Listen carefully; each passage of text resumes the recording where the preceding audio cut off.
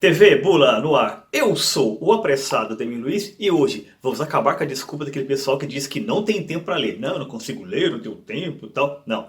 Vamos falar de livros que você consegue ler no máximo em um dia. Talvez aí em algumas horas. Só que sem clichê. Ou seja, sem a morte de Ivan Ilitch.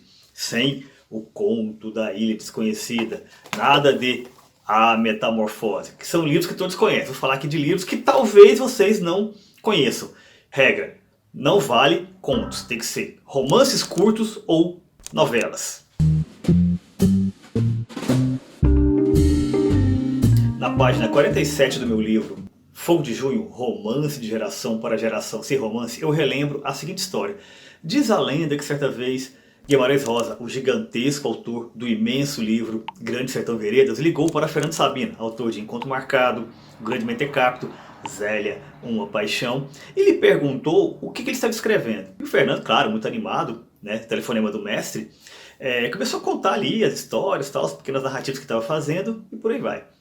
Guimarães Rosa, bom médico e excelente diplomata, ouviu tudo caladinho, até que no final ele só disse o seguinte: Fernando, não faça biscoitos, erga catedrais.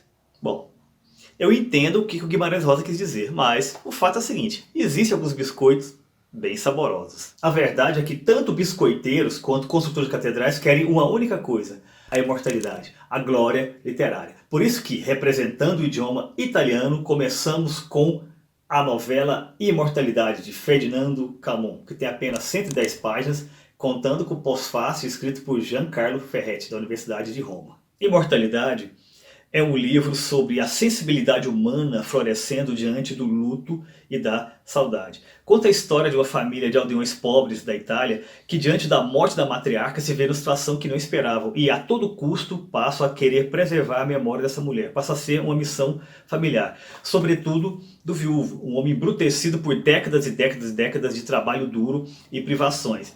Ele passa a dedicar horas e horas do seu dia, todo o tempo livre, e mesmo que não é livre, na construção de um altar em memória da esposa falecida. E nesse ato que envolve tanto a reconstrução de memória quanto a construção do altar em si, ele revê a sua vida com a esposa, com os filhos, com as pessoas da aldeia, e nessa reconstrução de memória ele encontra uma sensibilidade que ele nunca imaginou que poderia ter. De alguma maneira, Imortalidade lembra um pouco Morreste-me, de José Luiz Peixoto, do português José Luiz Peixoto, embora tenha um registro estético bastante diferente. Essa dinâmica da descoberta de um mundo interior complexo por uma pessoa simples, de certa forma também é o tema do nosso representante da língua espanhola, o romance curto O Carteiro e o Poeta, de Antônio Scarmeta, que tem apenas 127 páginas. O Carteiro e o Poeta já foi um livro muito popular. É verdade que é um pouco esquecido nos últimos anos, né? Mas teve um boom de popularidade, sobretudo ali no começo da década de 90, particularmente em 1994, quando o diretor britânico Michael Rutherford ele fez a adaptação cinematográfica da obra, que é muito boa, inclusive eu até acho superior ao livro, mas a essência da narrativa está toda aqui. E a história em si é bastante conhecida. Conta aquele momento em que Pablo Neruda, o poeta chileno Pablo Neruda, ele foi viver em uma ilha italiana, uma pequena ilha italiana com poucos moradores e tudo mais e tal, e a chegada de um grande poeta, de uma grande celebridade nessa ilha mudou completamente a dinâmica do local. Particularmente a vida de Mário, né, que é exatamente o carteiro do título. Ele passa a levar dezenas, centenas, milhares de cartas ao famoso poeta. E pouco a pouco, aquela vida tão diferente da que ele conhece vai o encantando. A maneira como Pablo Neruda lida com as pessoas, sobretudo com as mulheres, né, a questão da poesia romântica, né, ele passa a se interessar por isso, né, acaba tendo inclusive repercussões no relacionamento dele com uma moça da aldeia, e sobretudo a questão política, né, que sempre foi muito marcante na trajetória de Pablo Neruda, que vai até ter desdobramentos trágicos na narrativa. Vale destacar a diferença que, na minha opinião, é muito importante entre o livro e o filme O Carteiro e o Poeta. Eu vi o filme primeiro e depois li o livro, e isso me chamou muita atenção. É a maneira como é desenhada a relação entre o carteiro e o poeta. No filme, uma barreira sempre existe. É claro que o Pablo Neruda ele deixa aquele homem simples se aproximar dele, eles criam um certo laço, mas não uma amizade real. digamos assim. Essa amizade é muito mais algo do imaginário do carteiro do que necessariamente uma recíproca do poeta. Aqui não. Aqui nós temos amizade sincera, verdadeira, se formando. De alguma maneira, você pode até achar um pouco inverossímil. Particularmente eu acho que isso foi uma das arestas que o diretor do filme resolveu ali na história. Mas mesmo assim, vale muito a pena ler. Falando em adaptações cinematográficas, o nosso representante da França, o romance O Salário do Medo, de Georges Arnaud, recebeu duas versões, uma francesa e uma hollywoodiana. As duas igualmente extraordinárias. Mas esses filmes não são nossos temas hoje. Vamos falar do livro? Nessa edição aqui tem 184 páginas, um pouquinho maior do que os outros, mas dá para ler um dia, não dá? O enredo de O Salário do Medo é muito simples, se baseia em uma única premissa. Em uma republiqueta de bananas, um grupo de caminhoneiros é contratado para transportar uma carga fatal, potencialmente fatal. Explosivos para apagar um incêndio de um poço de petróleo, que basicamente o que se faz é usar a pressão do ar da explosão para tipo soprar o incêndio, como se fosse uma vela de aniversário gigante. Mas a história fundamental é o trajeto percorrido por esse grupo do ponto A ao ponto B. Eles estão em um caminhão caindo aos pedaços, percorrendo estradas extremamente esburacadas, por pontes que são verdadeiras pinguelas, podem cair a qualquer momento. E o pior, qualquer trepidação pode ser fatal. Na prática é o seguinte, é a história de homens que não têm nada a perder, que aceitam um trabalho que pode pôr tudo a perder. E o suspense não tem como ser melhor do que isso. A tensão, o suspense pode ser provocado por um medo muito real, como de explosivos sendo transportados na traseira do caminhão, ou por algo interno, algo inexplicável. E esse é o tema de A Pomba, de Patrick Süskind, uma novela representando a língua alemã e com apenas 112 páginas. Patrick Süskind fez muito sucesso com o romance O Perfume, que inclusive é o livro que figura naquela lista chamada de best-sellers de qualidade, ao lado de O Nome da Rosa, de Humberto Eco, Memórias de Adriano, de Margaret Yourcenar. Eles apareceram, tiveram muita influência ali na década de 70 e 80, sobretudo. E particularmente é um livro que eu gosto muito, está entre os meus romances preferidos. Mas depois dele, ele nunca mais teve a mesma projeção.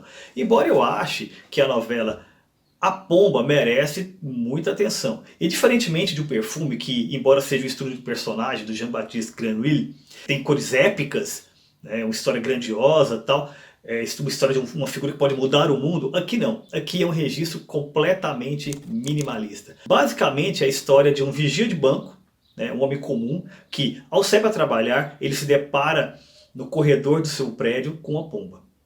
E é isso. Isso desencadeia nele um pânico extraordinário, ele não sabe o que faz. Com muita dificuldade ele consegue sair do prédio, e vai para o trabalho. Mas ele fica pensando o dia todo, mesmo ali quando está postado, realizando o seu trabalho, que basicamente é se mostrar ali, estar presente, o trabalho dele é estar presente, mas ele nunca está presente de fato, porque ele está o tempo todo pensando na pomba. É um livro sobre obsessão. E obsessão baseado no elemento mínimo.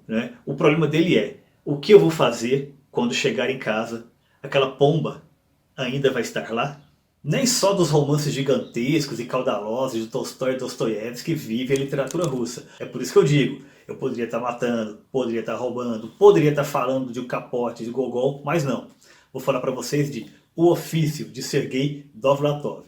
Eu sei, o livro é um pouquinho maior do que a gente está falando aqui, tem 224 páginas, mas as letras são grandes e o espaçamento também. Pega aí um dia preguiçoso, um feriadão, que sim, dá para terminar em um dia. Atualmente, Sergei Dovlatov é considerado um dos maiores escritores russos do século XX. Só que, é claro, nem sempre foi assim. Ele percorreu toda uma trajetória até conseguir esse reconhecimento. E o livro, O Ofício, dividido em duas partes, ele conta como isso foi sendo construído aos poucos, em dois momentos particulares. No primeiro deles, que se passa na Rússia, ele ainda é um jovem escritor, desconhecido, está fazendo suas primeiras tentativas ali, e tenta circular pelos círculos literários russos, soviéticos, com toda aquela burocracia do que pode ser dito, do que não pode ser dito, as brigas internas, as disputas, as vaidades e tudo mais. Na segunda parte, já conta o momento em que ele migra para os Estados Unidos, na década de 70, e começa a trabalhar em um jornal russo, nova-iorquino, né, que se mantém com muita dificuldade. Todos os perrengues que ele passa, a maneira como ele lida com a comunidade russa nos Estados Unidos, né, e enfim, as suas tentativas e erros para obter o sucesso, porque ele tinha certeza que o seu ofício era mesmo escrever. Conseguiu.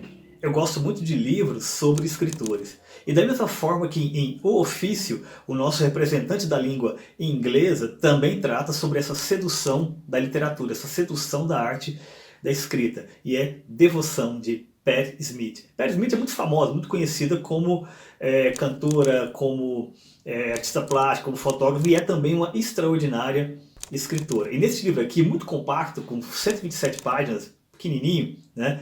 Ela, com toda a devoção, ela mostra os caminhos que a literatura percorre, pelo ato da criação e pelo ato também da devoção que se tem aos grandes criadores literários. Vocês lembram que no começo do vídeo falei que não entrariam contos aqui, nessa lista? Então, admito que eu dei uma trapaceada porque eu queria colocar devoção nessa lista.